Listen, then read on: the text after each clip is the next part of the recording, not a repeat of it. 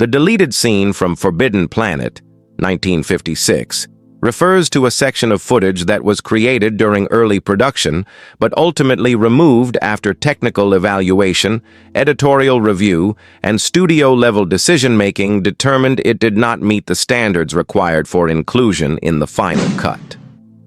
According to archival notes, this missing material contained an early visual effects test for the id monster, produced before the animation department had finalized the creature's design, motion, and integration with live-action elements.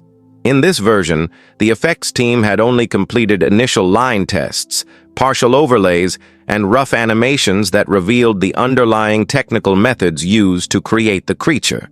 These visuals exposed unrefined outlines, visible matte edges, inconsistent color timing, and frame-to-frame instability, issues that were common in pre-finalization stages of 1950s effects work.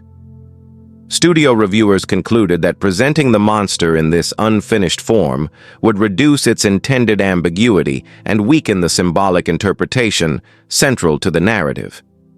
The production relied on the creature being mostly unseen, with its presence suggested through shadows, footprints, and environmental interaction rather than fully revealed imagery. Because the deleted scene undermined this approach, it was considered incompatible with the film's aesthetic objectives.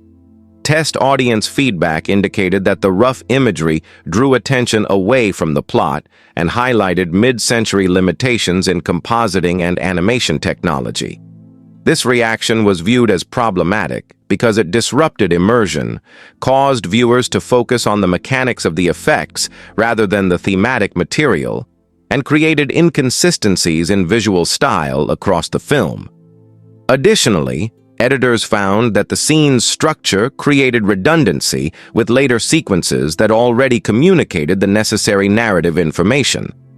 It extended the build-up to the id monster encounter in a way that slowed pacing, interfered with the intended progression of tension within the story, and delayed central moments of character development. The director and editing team determined that the sequence provided no essential contribution to plot advancement, thematic clarity, or character motivation, making it non-essential within the final assembly. The material was subsequently removed and archived along with other unused footage, including alternate camera angles, early audio cue tests, and trial versions of the electronic soundtrack effects that did not align with the final sound design. Surviving production documents describe the deleted footage as containing early compositing passes, experimental rotoscoping layers, and incomplete animation cycles that had not undergone final retouching. Because the scene featured elements that did not match MGM's quality expectations, the studio opted against restoring or releasing it during later home media editions. Concerns included the degree of deterioration of the original negative, the incomplete nature of the visual materials, and the likelihood that the scene would appear inconsistent with the finished film's established tone. As a result, the deleted scene remained inaccessible to the public and became a subject of analysis within academic and archival research focused on 1950s science fiction filmmaking. Film historians reviewing production logs, effects team memos, and editorial documentation have identified the scene as a useful reference point for understanding the workflow and technological constraints that shaped special effects during the mid-20th century.